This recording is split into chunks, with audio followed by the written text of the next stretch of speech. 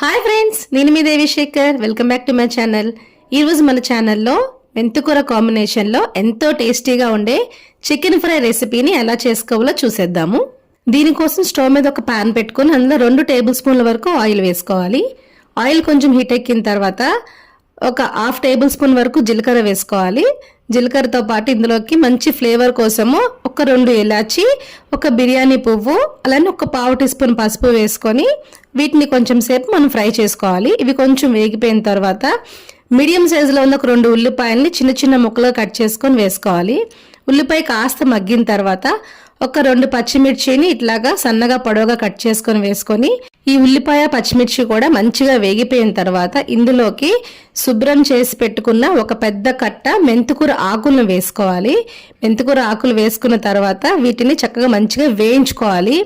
మెంతికూరని మనం ఎంత మంచిగా ఫ్రై చేసుకుంటే మనకి కర్రీ అంత టేస్ట్ వస్తుంది, లేకపోతే మనకి చేదుగా అనిపిస్తుంది. చూసారా, చక్కగా మంచిగా మెంతికూర వేగిపోయింది.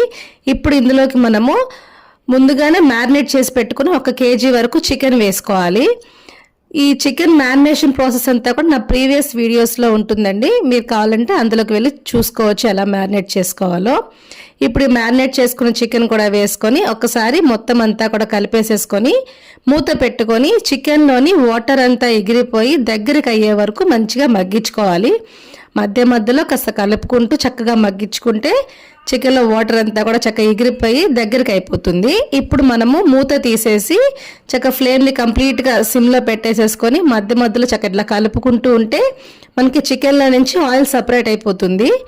ఈ స్టేజ్లో మనము లాస్ట్గా 1 టేబుల్ స్పూన్ వరకు కసూరి మెత్తి తీసుకొని దాన్ని కూడా చక్కగా మొత్తం అంతా కూడా స్ప్రింకిల్ చేసేసుకొని ఒక్కసారి చక్కగా కలిపేసేసుకుంటే మన ఎంతో టేస్టీగా ఉండే మెంతికూర చికెన్ ఫ్రై అయితే రెడీ అయిపోతుందండి. దీన్ని సర్వింగ్ బౌల్లోకి తీసుకొని సర్వ్ చేసేసుకుని వేడి వేడి అన్నంతో తింటూ ఉంటే చాలా టేస్టీగా ఉంటుందండి.